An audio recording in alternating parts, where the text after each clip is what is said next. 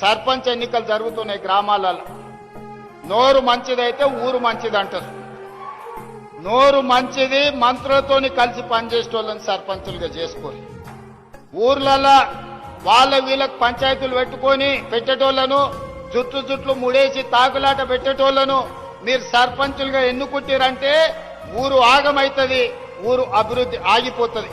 అందుకే వీడికొచ్చిన మిత్రులందరికీ, వేదిక మీద ఉన్న పెద్దలందరికీ పంచాయతీలు తగ్గించండి, ఏకగ్రీవంగా వీలైతే ప్రజలందరిని ఒప్పించి చేసుకోండి. ఎన్నికలల్లో అడ్డగోలుగా ఖర్చు పెట్టకండి. ఎందుకంటే మళ్ళీ మీకు మీరు పెట్టిన ఖర్చు అంతా కూడా ఆదాయం రాదు. ఈ రోజు నిధులు ఇస్తాం, గ్రామాలను అభివృద్ధి చేసుకోండి. గ్రామాలను అభివృద్ధి చేసుకోవాలంటే సమన్వయం చేసుకొని ముందుకు వెళ్ళాలి.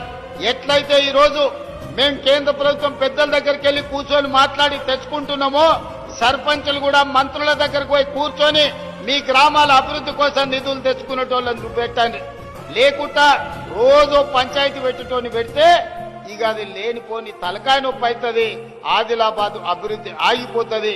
అందుకే మా అక్కలకు, మా చెల్లెళ్లకు, మా రైతులకు అందరికి ఒకటే విజ్ఞప్తి, సర్పంచ్ ఎన్నికలల్లా మంచోని ఎందుకోండి. ఒకవేళ బుద్ధిమంతుడని మీరు సర్దిగాడితే వాడు పోయి బొడ్రాయి కాడ కూర్చొని ఫోన్ చేసి మళ్ళొచ్చి ఇంకేం పెడతామని అడిగిందంటే నిండా మునుగుతారు. మంచోన్ని చేర్చుకోరి సర్పంచులుగా. నిధులు ఇచ్చే బాధ్యత నాది, అభివృద్ధి చేసే బాధ్యత నాది, మిమ్మల్ని ఆదుకునే బాధ్యత ఈ ప్రభుత్వాన్ని.